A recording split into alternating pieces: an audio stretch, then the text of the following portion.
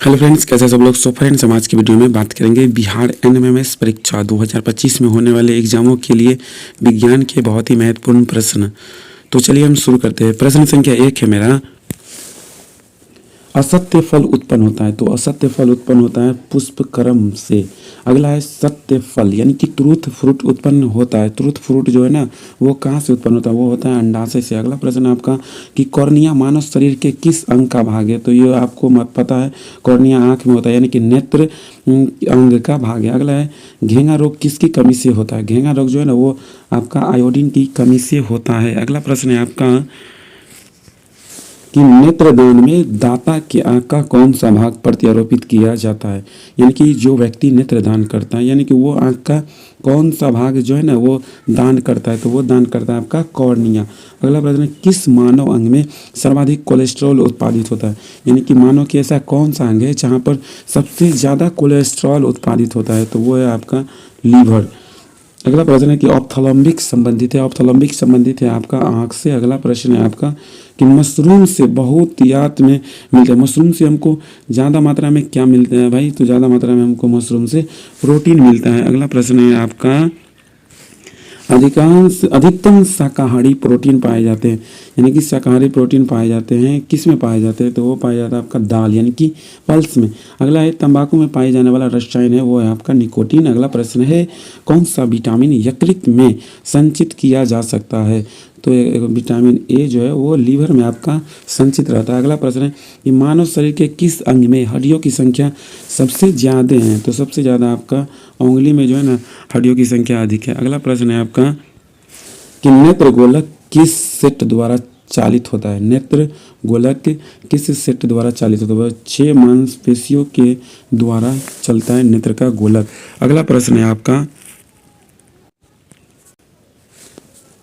Kwashiorkor तथा marasmus बीमारी किसकी कमी के कारण होता है? तो ये होता है आपका प्रोटीन के कमी।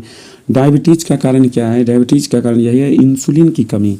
इंसुलिन की कमी के कारण डायबिटीज का कारण है। खून का थक्का किस विटामिन के कमी के कारण नहीं बनता है? विटामिन के का अगर किसी भी व्यक्ति में कमी है तो वो रक्त का थक्का नहीं बना सकता। अगला प्रश्न है सबसे अधिक लोहा किस में पाया जाता है? तो सबसे अधिक लोहा जो है ना, वो ग्रीन वेजिटेरियन यानी कि हरे सब्जी में पाया जाता है। अगला प्रश्न है आपका एलर्जी प्रतिक्रिया के कारण उत्पन्न रोग है। यानी कि एलर्जी प्रतिक्रिया के कारण जो उत्पन्न रोग होता है वो कौन सा है? वो है आपका दमा। अगला एंटीटॉक्सिन का इंजेक्शन किसकी रोकथाम के लिए किया जाता है? एंटीटॉक्सिन। तो एंटीटॉक्सिन जो है ना, टेटनस की रोकथाम के लिए एंटीटॉक्सिन का इंजेक्शन। कौन सा रोग ठीक नहीं किया जा सकता? तो आपको जानकारी के लिए बता दें, कलर ब्लाइंडनेस वो कभी भी ठीक नहीं होता है। जो बोलते हैं नाइट जिसमें रेड और ग्रीन रंग की पहचान नहीं करता, ये कलर ब्लाइंडनेस।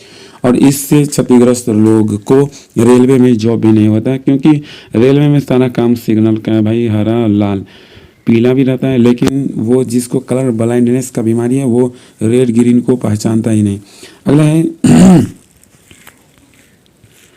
कि विडाल टेस्ट का उपयोग किसकी संभावना की जांच के लिए किया जाता है? विडाल, तो ये जांच टाइफाइड को जांच करने के लिए विडाल टेस्ट का उपयोग किया जाता है। अगला है एस्टिग्मेटिज्म एक बीमारी। एस्टिग्मेटिज्म एक बीमारी किसकी बीमारी है भाई? वो आँखों की बीमारी। अगला है चेचक के टेके का खोज सर्वप्रथम किसने किया था? तो वो किया था आपका एडवर्ड जेनर चेचक।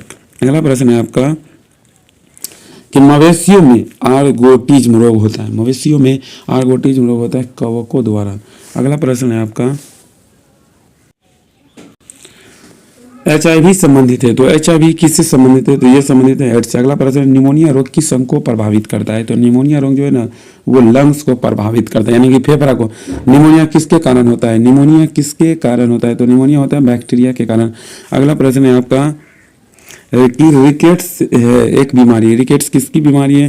तो वह हड्डियों की बीमारी है रिकेट्स। जिसके अंदर विटामिन डी का कमी होगा वो रिकेट्स हो जाता है। अगला प्रश्न है किसके इलाज में कीमोथेरेपी उपयोग किया जाता है? तो कैंसर के इलाज में कीमोथेरेपी उपयोग किया जाता है। अगला है स्पॉन्डिलाइटिस बीमारी किसको प्रभावित करती है? तो वो प्रभावित करता है मेरुदंड यानी कि बैकबोन रीढ़ को। अगला प्रश्न है आपका कि एथलीट फुट रोग किससे होता है? एथलीट फुट रोग किससे होता है? वो होता है फंगस से। अगला है टिटनस रोग किस जीवाणु से होता है? तो टिटनस रोग जो है ना, वो क्लोस्ट्रीडियम टिटेनी नामक जीवाणु से होता है टिटनस। और अगला है टिटनस बीमारी को अन्य किस नाम से जाना जाता है, तो अन्य नाम लकजो नाम से टिटनस बीमारी को और नाम से जाना जाता है। अगला प्रश्न है आपका सर्वप्रथम जीवाणु का पता लगाया था, तो सर्वप्रथम जीवाणु का पता लगाने वाला है लीवनहॉक। अगला है लॉ ऑफ फ्लोटिंग सिद्धांत की खोज किसने की थी, तो ये किया था आर्किमिडीज। अगला है जीव विज्ञान का जनक किसे कहा जाता है, अरस्तु को कहा जाता है।